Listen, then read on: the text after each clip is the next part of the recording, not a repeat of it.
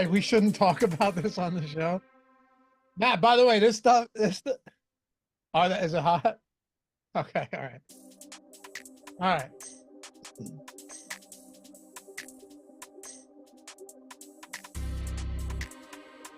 Hey, good morning. Welcome to the Stokastic.com MLB Live Before Lock. What an odd Live Before Lock. Strategy showtime, but Live Before Lock, 5-game action on a Thursday. Only one night game today between Cleveland and Houston. So talking 5 games, 12:10 Eastern time, first pitch.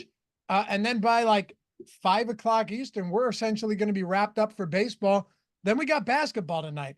And absolute bullshit. I'm sorry, but as an East Coaster with 2 young children here to tend to in the household, in the Loughran house, a 9 p.m. Eastern time start for the 76ers today, Matt. I mean, I get that there's 2 East Coast time zones, but that's ridiculous. That is just absurd. I heard people bitching about it a couple days ago. Didn't even realize it was real until this morning. I'm sure the only thing you hate more than that is my hat. But as I was telling you before, I hate after all that shit you talked last week or whatever, when I wasn't on the show, I had to come on here and at least back up my city, the logo, all of it. Yeah, you not only went out and found a hat with, I mean, arguably the worst logo in sports, but you found one with polka dots on it as well. So, I mean, well done, I suppose. I did. I was telling you before, this is I've never worn this hat. My wife got it for me for Father's Day. I think it is a Guardians Gucci hat. As Jordan was saying before, I'm probably the only person in the world to own it, but I like cool stuff like that. How much does a Guardians Gucci hat cost? Probably a few hundred. Money well spent, huh? Probably not, but you know, it was something that I had my eye on that I certainly wasn't going to buy myself. She spontaneously got it for me. So I will say job well done by her. Let's see how much this thing costs. No. I might have been underselling it. Do you own a lot of Gucci clothing? No. Well, this one's only 700. Okay, that's a pretty penny. Yeah, but I think they're all like secondary markets, so they're probably Okay. priced up because they're like novelty hats or something like that. But For sure.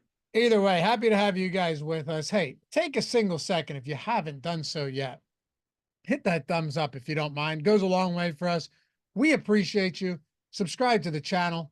No comments down below. You're not going to be watching after the fact. This is not your normal strategy show. This is the Live Before Lock show. But when we do have shows with shelf life, leave a comment, listen in podcast, however you want to find us. But for today, one single thing, just atone for your sins. It's a Thursday morning. Hit that thumbs up and let's get it going. All right, Matt. So we got the Sims run. We'll talk lineup generator. I know a bunch of people are testing out that lineup generator after we just ran the $5 per week promo. So, yesterday you saw Wheeler, Sale, and Ober all really high on. Sale was the only one that really paid off his salary. Like, I was doing a bunch of stuff because they were day games. And I look at Wheeler and I go, all right, he's cruising, has 102 pitches in 5 innings.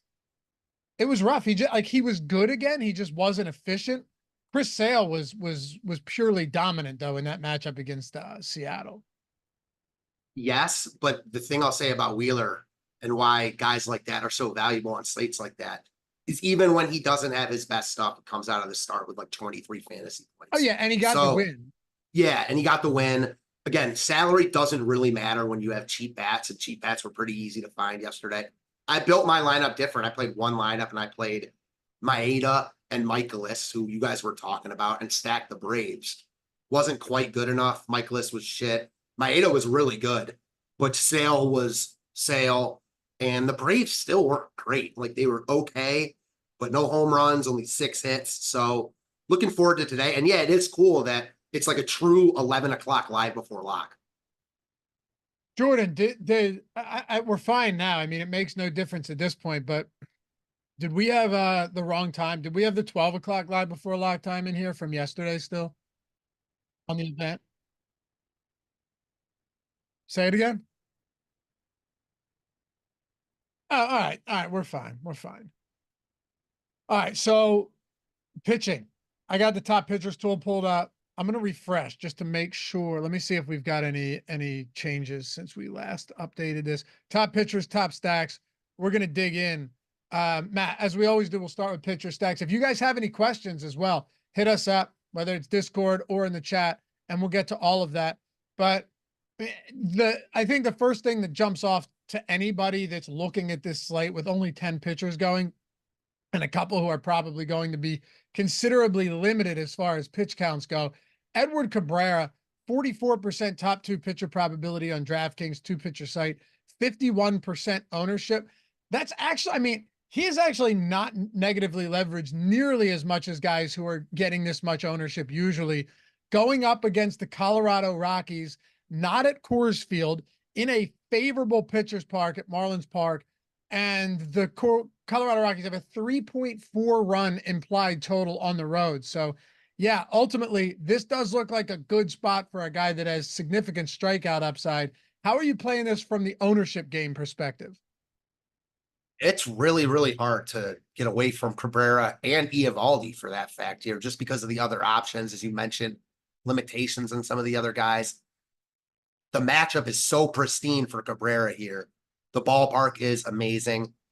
I'm going to flip it back to you and ask you, like, you're right. He's not coming in with that high negative leverage because he's got a 43% chance of being a top 2 pitcher. Where would the ownership have to be on him for you to be like, okay, he's over-owned like dramatically, and I want to get away from him? Because I think in like the 555 and the 121, his ownership's going to be really, really high.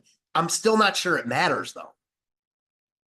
I'm not necessarily sure it does either. Look, again, he still has a 44% top 2 pitcher probability. Like, usually when guys get this much ownership, our tools doesn't mean that they're suggesting not to play them, but they definitely show significant negative leverage. Really not the case here. Now on FanDuel, it's a little bit different. You know, one pitcher site, we definitely have him negatively leveraged there. I guess the question then becomes like, all right, how about some of these other options? Carlos Rodon being one of them. So you have Carlos Rodon against a good Baltimore Orioles team. There's no doubt about that. Orioles this season against left-handed pitching, striking out at, I think, a league average clip, right? Yeah, around league average, 22.5, 129 WRC plus, which is insanely good. Almost 400 plate appearances so far, sitting with a 186 ISO. Only the Cubs and, believe it or not, Oakland have higher isolated sluggings against lefties this year. That's shocking. But it's a tough matchup. And then you already mentioned it, Nathan Eovaldi going up against Washington. Not the greatest strikeout spot, but a really good pitcher in a really good matchup against a bad team.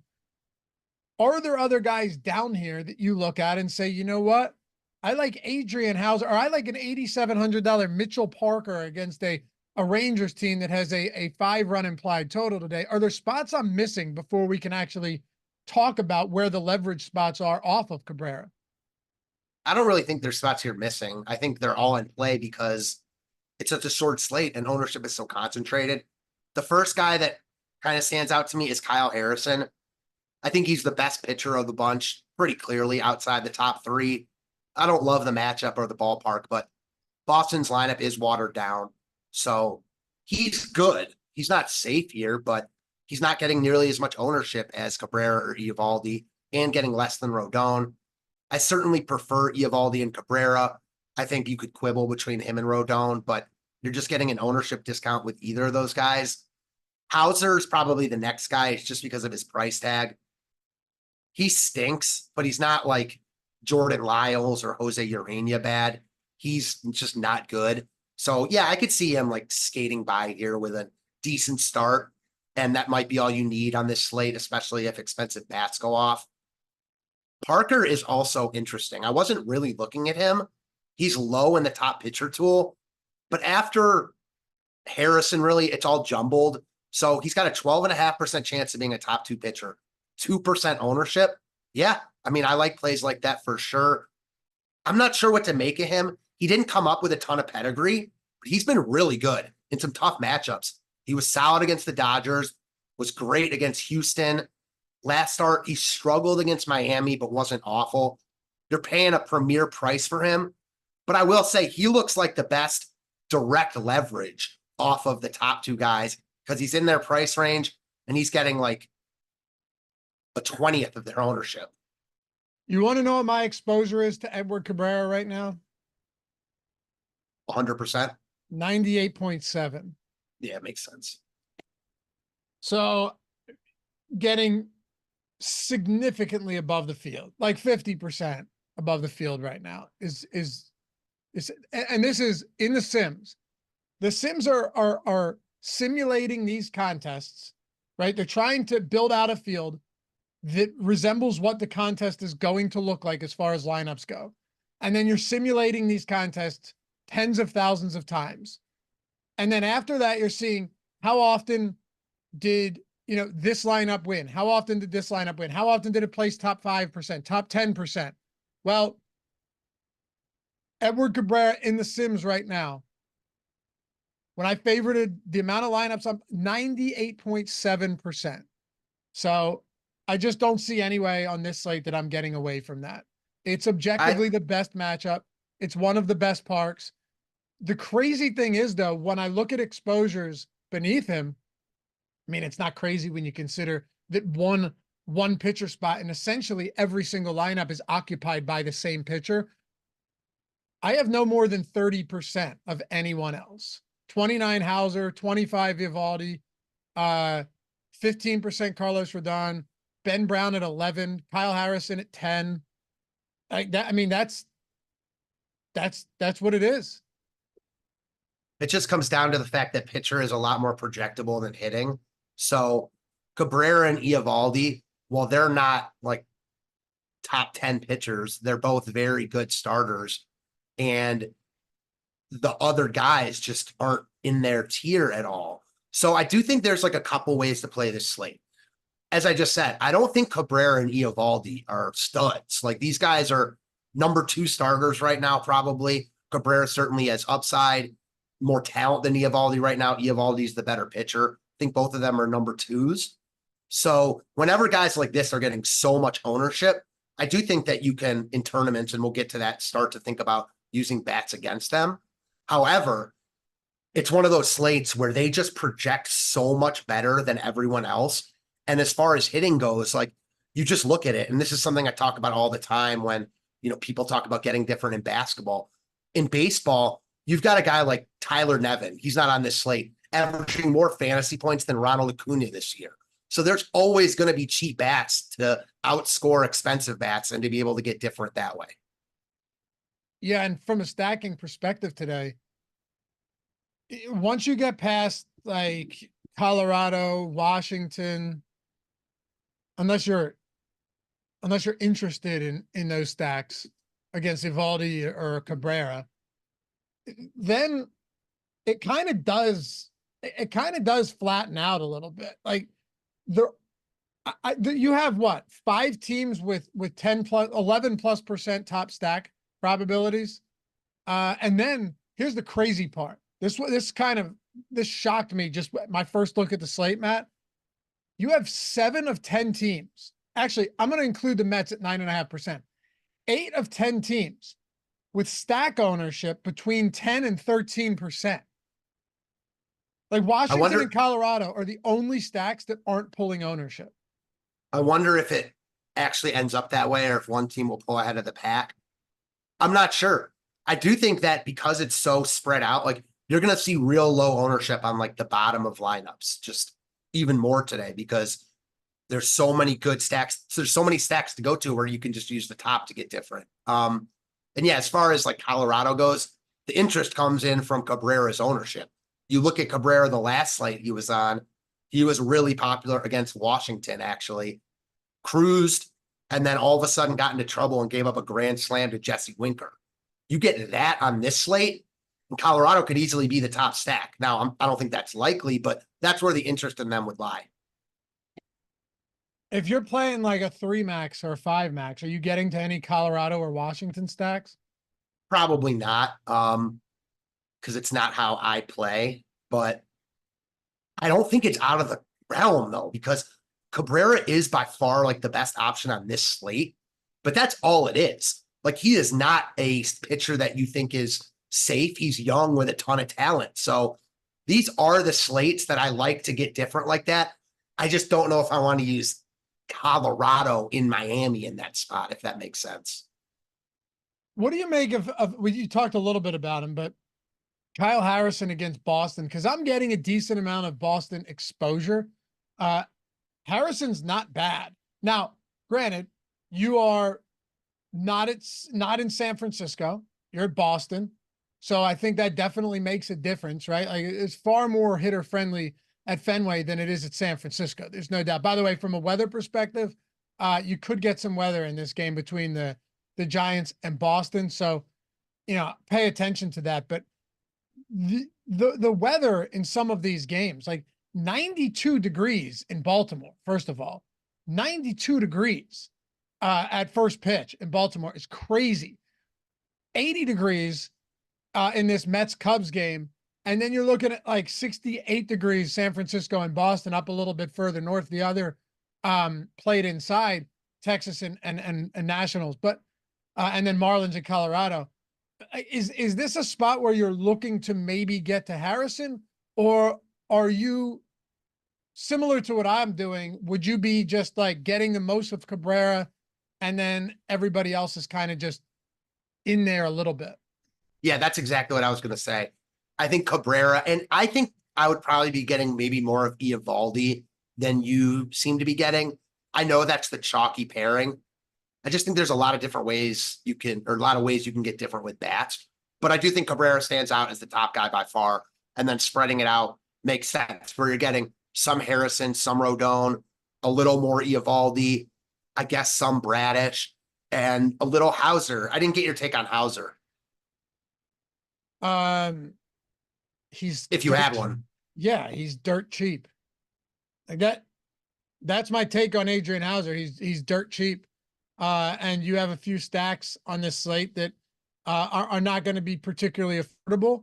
So if you're trying to stack, say, full out 5-man Yankee stack, it's not going to be easy to do with 2 6K players. Like if you're trying to get Soto and Judge in there, Hauser's going to open things up a little bit. There's a few stacks here that are expensive. Baltimore, if you're looking to them against Rodon. Now, I will say that Carlos Rodon last year, a lot of people believe that he wasn't fully healthy, and that appears to be the case because he's definitely been, markedly better this season. There's no doubt about that. Limiting power much better than he did, keeping base runners off. It's a big deal, and that's going to be hot as shit there in Baltimore. But, like let's say you want to stack Baltimore, you're not getting to Cabrera and to Eovaldi in the same lineup comfortably. So I do think there's a few teams that just makes that more difficult, and Hauser just kind of serves a purpose as a cheap arm. I don't think there's anything encouraging to say about him. Like, he's not good. He doesn't have a good strikeout rate. The one thing he does well, and in a warm weather game, this should be helpful.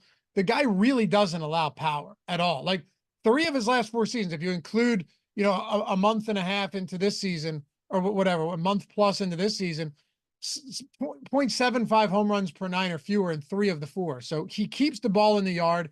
He generates a good amount of ground balls, but he's never going to give you elite strikeout numbers ever, just ever going to happen. Yeah, I kind of view him in the same boat as like Stripling, Mikolas, and Maeda yesterday, and he's in their pricing tier. I actually like all those guys better than him, but on this slate, he does serve a purpose. I will say, though, one thing that kind of worries me about, well, one of the things that worries me about him and just that build is like, that's the only way to really do it.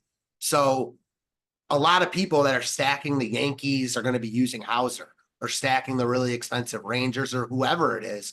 You're going to have to use Hauser most likely. And I don't like that all that ownership is like funneled to him. He should never be 20% owned. So I would honestly, just because it's not Adrian Hauser, I'd probably pivot to Peter Lambert, knowing that he doesn't have a really long leash, but the matchup's really good. And again, he's not Adrian Hauser. Man, how about the winds here in Citi Field? 80-degree temperatures, winds blowing out to center, 10 miles per hour. You have some really good hitting weather out here on the East Coast today. Yeah, really good weather all over, it seems. And as far as Boston goes, I'm not overly concerned about at least hitters in that game from a weather perspective. No. You mean you worry that potential delays would hurt the pitching, but you're not worried about hitting? Yeah. Yeah, I mean, I'm not even worried about it at all. I know you just mentioned at the beginning there was a little weather, so I wanted to clarify for anyone who might have interpreted that the wrong way. That's all I was saying. No, I think from a pitching perspective, though, I don't love it. But in the event that it's an in-game delay, but aside from that, no, I don't have any issues with this. Are there any other, and let me see if chat has chimed in on any of this stuff. Clay said, I reduced my exposure to Hauser. I don't want a bunch of him.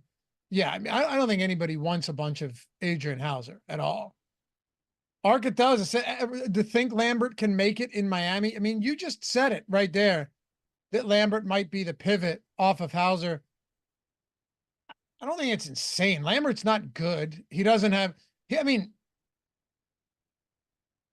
The problem is, how many pitches can the guy throw?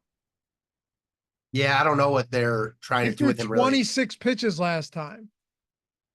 Yeah, I couldn't give you a firm answer, which is probably why I don't land there. But again, if I go cheap, I could see myself going to Lambert again, just because he's not Hauser. April 21st, he made his first start, gave up 6 through 3, through 66 pitches, then made a relief appearance on the 25th. So that's still like 7, 8 days ago. I mean, I'm thinking like 70, 75 pitches. I don't know. Maybe if he didn't get blown up in that game, it would have looked different, Matt. But for a guy who's thrown 22, 42, 30, 24, 29, 26, then 66 and 26, granted his one start was 66 pitches. I mean, 75 tops. I can't see there's any way this guy getting to like 85 pitches today. I don't either, but I'll also say like Colorado is so bad. They go through relief pitchers like candy. If he's pitching well, I think they're going to try to get as much out of him as they can. Now, again, he probably won't pitch well because he's not good. But in that case, it doesn't really matter how long he was going anyways. So I'm not overly concerned with the pitch count, strictly because he's so cheap. And it's just a play against Adrian Hauser. Like, Adrian Hauser could go into the negatives here, which he's done multiple times recently. So that's my interest in Lambert. Not really anything to do with Lambert himself. Fair point. I don't really know where else you'd go with pitching. Mitchell Parker's almost 9,000 in Texas. Yeah, that's the problem with him. Like, he's not a really high upside guy anyways. Brutal spot. The no ownership is appealing on a slate like this, but that's like the only thing appealing about him because he's expensive. He's not in a good spot and he's not a high strikeout guy. So yeah. The only thing I'd say is in almost 300 plate appearances this year, Rangers are striking out at the 4th highest clip against lefties, but that's a small sample. It really is.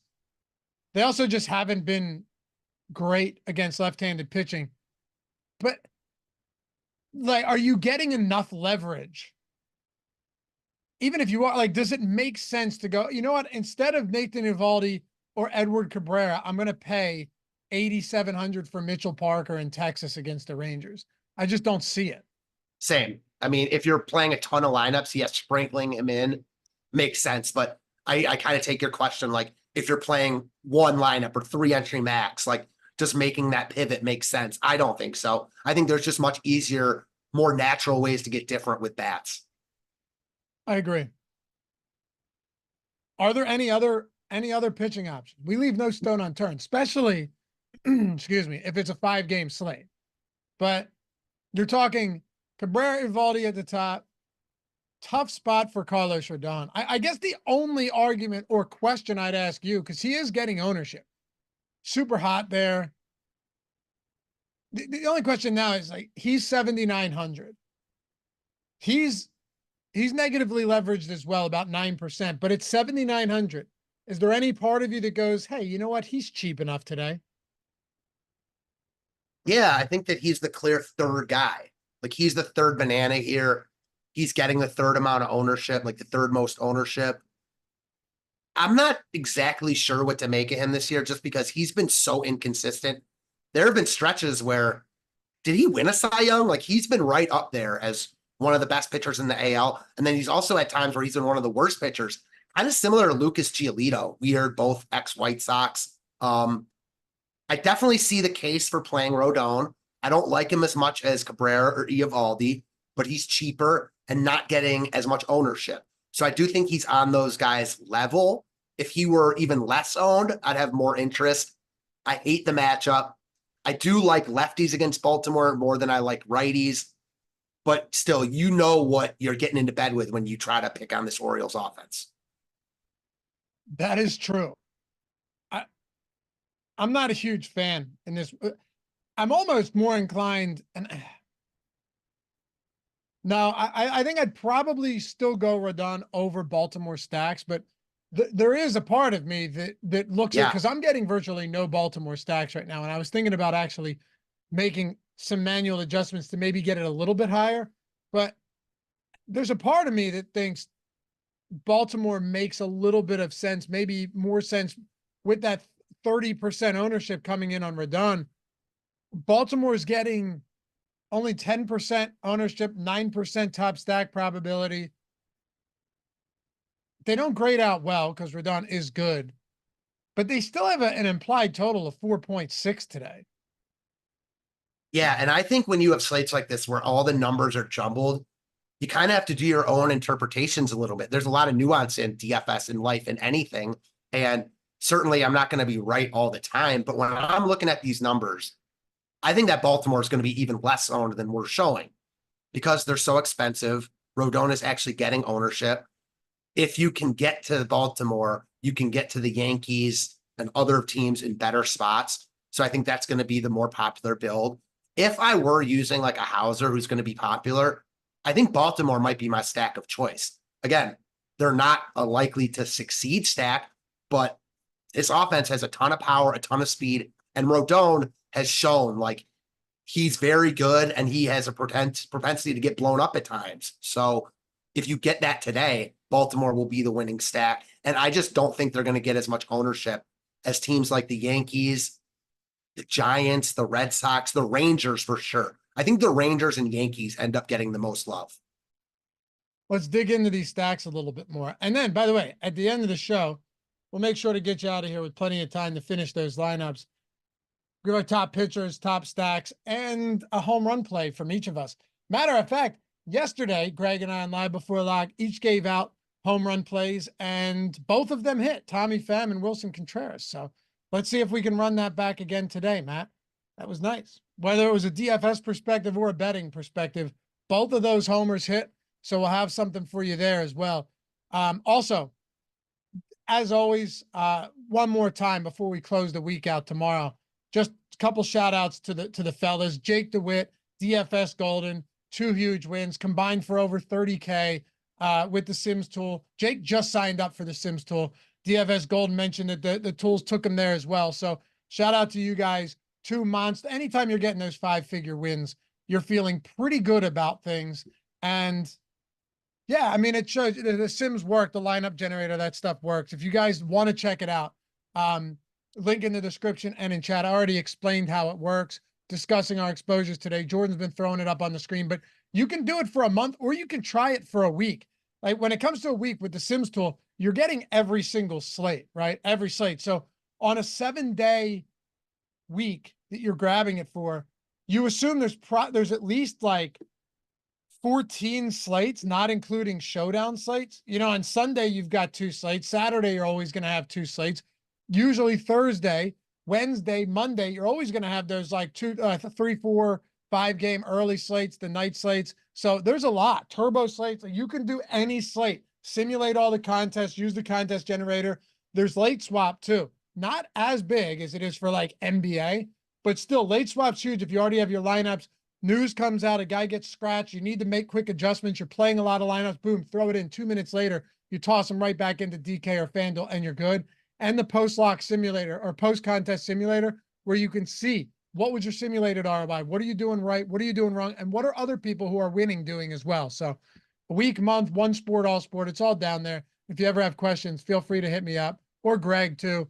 DMs are open and we've got great tutorials on these on top of that. But anyway, Matt, stacks right now. It's definitely hard to look at the Yankees and not have interest there, especially with the temperatures. And you've got a guy making his season debut. You do. They look good. I don't think they look objectively better than like a couple of these other teams, though. I'll say maybe a couple hours ago they did. They had like a 17% top stack chance, and the next was 10. Now it's even more jumbled. They're the top, so I like them a lot. 14.5% chance of being the top stack. San Francisco's at a 14%. You talked about Boston, 12%. I think it's really, really jumbled. I don't have like this stack is so much better than the rest. I do think that you could make the case for the Yankees on any given slate, and today is no exception. What? Just looking at this game in general, what's the total on this game right now? Let me see. It is, well, 9. is that what it's coming in at? 9? Yeah. Yeah. But I'm seeing a slight juice to the under, but Either yeah, way, you're talking about a yeah. 9-run total here in 90-degree temperatures. Clearly not an unfavorable ballpark for hitters. And I mean, Bradish hasn't, I mean, he's pitched at AAA, but I don't know. You've got a righty coming out here in his first start of the season. He's got decent strikeout stuff. Never been a guy to allow a ton of power. But I can't help but think that, first of all, Yankees should be pretty popular, right? What are they at right now? I think they'll be popular. I mean, at least their top 3 hitters, Judge, Volpe, and Soto, all projected between 13 and 15%. 3 of the highest owned guys. Again, though, I just updated it, and now we have 8 teams between 9 and 13% ownership. There's nothing that really differentiates them. So how do you draw a line in the sand? Like what are you doing? If you're someone playing a handful of lineups, what are you doing to differentiate here? Because you can't play all of them. Now, if you're playing a lot of lineups, it doesn't make a difference. You just get exposure across the board. So personally, I like to plant my flag, especially on slates like this. You're certainly not always going to be right, but I think you're just going to get big ownership discounts on, especially like the bottom of lineups. The guys that you do play aren't going to be really high owned because no one's going to be really high owned. So yeah, I think that there's certainly plenty of ways to skin the cat, like there always is. Getting different at one of your pitchers is in play. I don't really want to play that way. It's weird to me. It looks like when I just looking at the ownership, like cumulative, it almost looks like stacking isn't going to be as popular on this slate. Do you think that's the way to go? I don't know if that's the way to go, but I do think that the field might be playing it like that a little bit. I could be wrong, but it's just jumbled ownership like all over. It might not end up playing out like that, but it might. The funny thing is, though, this isn't one of these slates where you don't have high totals. Like stack exposure isn't really, it's not that it's spread out because there's just a ton of good pitchers. Boston has a 5-run total, Yankees at 4.9, San Francisco at 4.8, Texas at 4.8. I mean, that's 4 right there.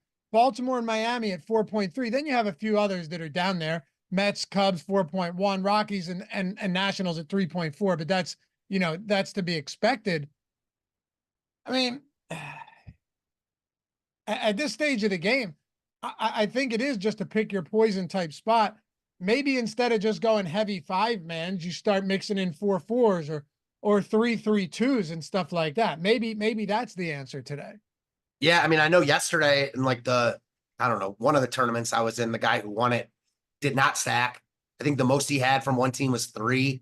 And I don't build like that, but I don't think it's crazy to build like that, especially when there's so many offenses in good spots. Now, the problem I have and why I like to stack is it makes for easier construction, 1, but 2, like if you have one of these teams just completely go off, you're going to need 4 or 5 of them. So that's how I like to build, kind of playing against one of the pitchers or a whole pitching staff being bad. But I do understand, like you have a slate where the 2, while they're not crazy expensive, the 2 most expensive pitchers are just far and away the best plays on the board.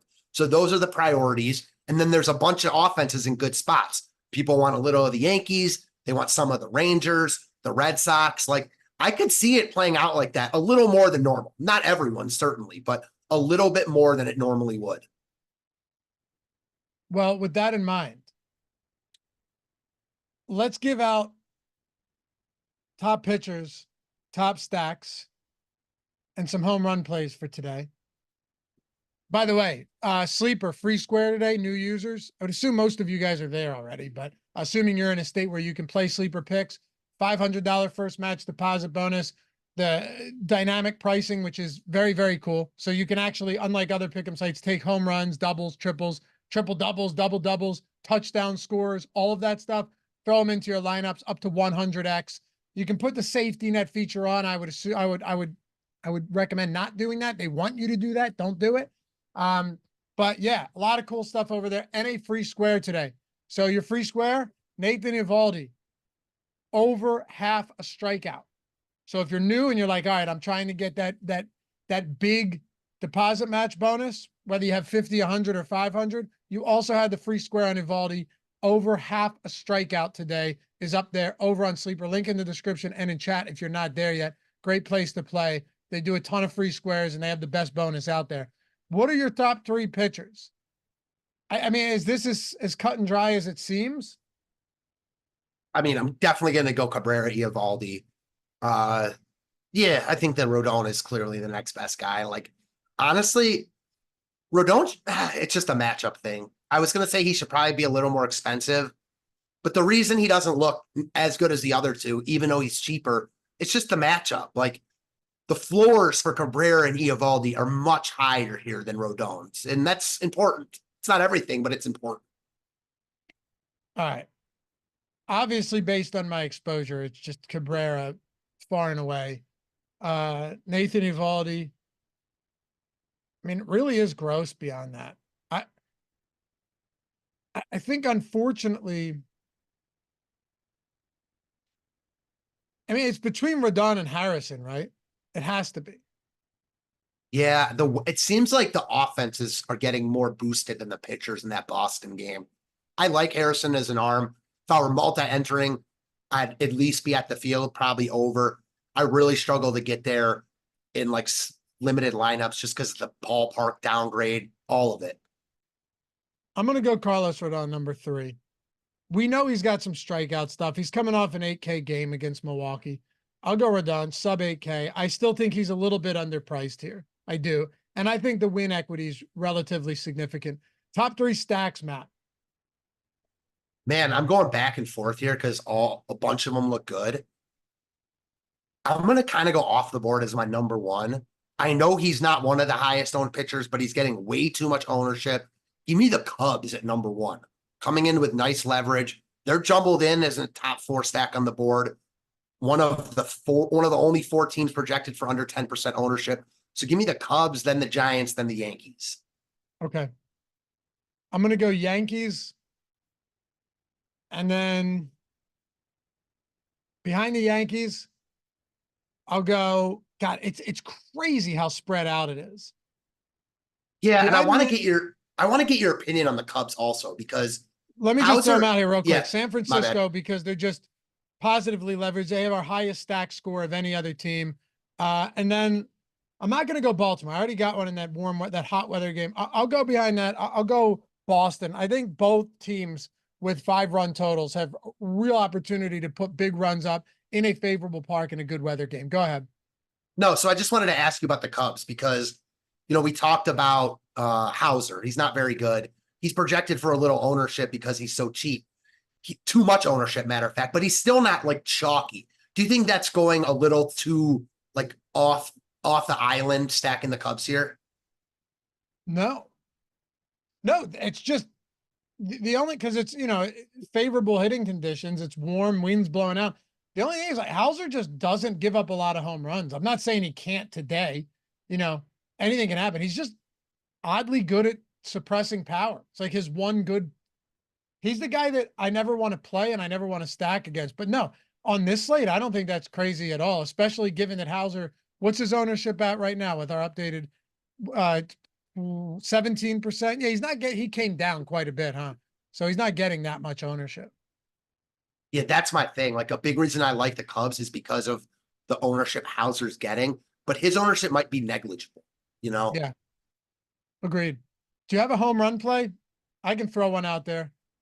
You go first.